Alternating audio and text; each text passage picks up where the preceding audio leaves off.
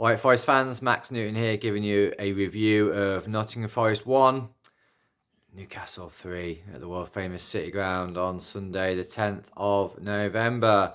Billed to be a big game. Forest had loads of brilliant, positive media and coverage and comments and punditry throughout the week. Forest won the Premier League Manager of the Month, Player of the Month, had another nominee in Player of the Month, and I don't know if we won or got nominated for Save of the Month as well. So all the Premier League of the Month curses were being laid up for Forest. The referees can't screw us anymore, but curse and bad luck seem to do it for us. Fantastic display from Forza Garibaldi, brilliant observation of minute silence and so on for those fallen in wars, and great atmosphere, and team as expected. The same as the West Ham game. And you couldn't argue with that really. And I think quite an even first half. Newcastle looked really dangerous, I thought, and they did what they did what Forest did in the second half quite a lot, which was get down the wings, get in some dangerous positions. But crosses got snuffed out, got blocked, got cleared. Didn't really create direct chances on the keeper's goal. We attacked less often, but I thought we looked more dangerous attacking. I thought Elanga. I've seen some people having a go at Elanga. I thought he had a really good game. I thought he looked dangerous, looked sharp, and also did a lot of great work defensively as well, especially in the first half where he was doing that defensive work right in front of us in the lower Trent end. Fabulous to see Murillo get his first goal in the Garibaldi. Lovely header again. Elanga, with a great free kick. And then Newcastle responded, I thought, really well. Put us under quite a bit of pressure towards the end of the half. Sal's made a good save, some really good blocks, and went into half time, cementing our place in third in the division. Second half, I think Newcastle sent out their players early to warm up, and they really started with fire in their bellies. I thought they really dominated the first 10 minutes of the second half, to the extent where we were saying, if I was Newcastle, you want to be getting a goal during this period of domination, because the period of domination won't last much longer.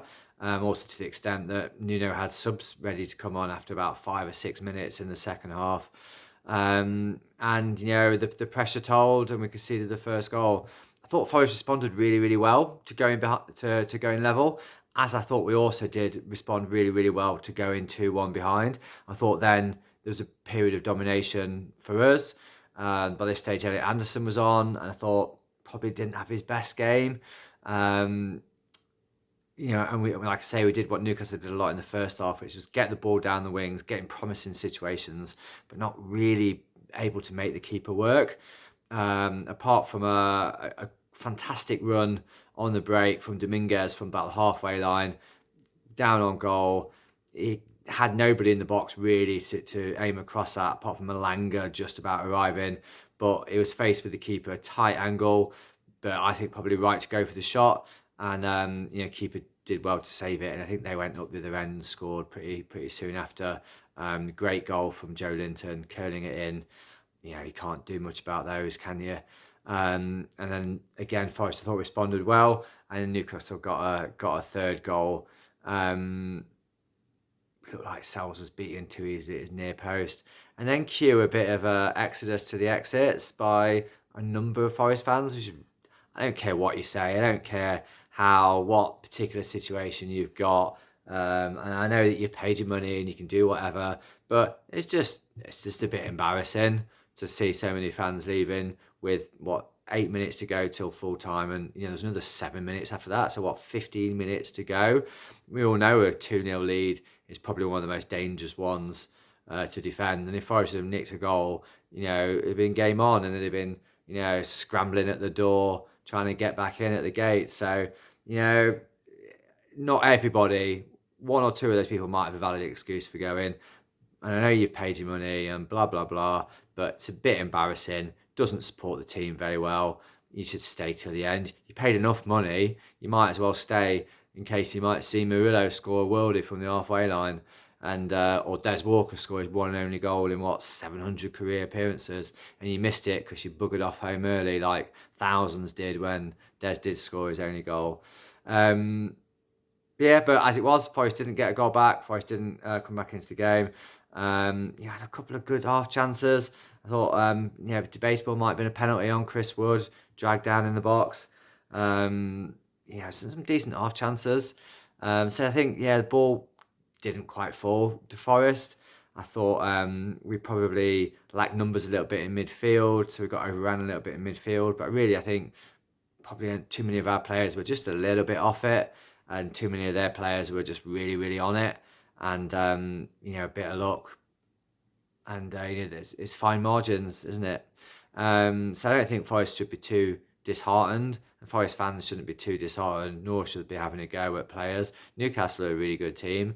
They're a team that would be expected to be in the Champions League places this season. They're a team that have spent millions of pounds.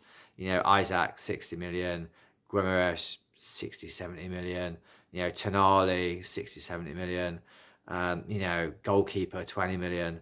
They spent a shed lot of money. That's why they got screwed by PSR, because they despite all the media saying, oh, they've not spent as much as you thought they would, considering they're owned by the Saudis. They've spent so much money that even with getting 50-odd thousand crowds, they can't spend any more money because they're up to the uppers on it. So, Forest going to the international break in 5th place. It gives our players a chance to recover fitness, to work on some things. And then we go into games against, Man City and Spurs and Arsenal, who are all showing that they're eminently beatable. And Forest, despite losing this game at home to Newcastle, shouldn't carry any fear into those games at all. We're an established, good Premier League team, and long may it continue. Come on, you Reds.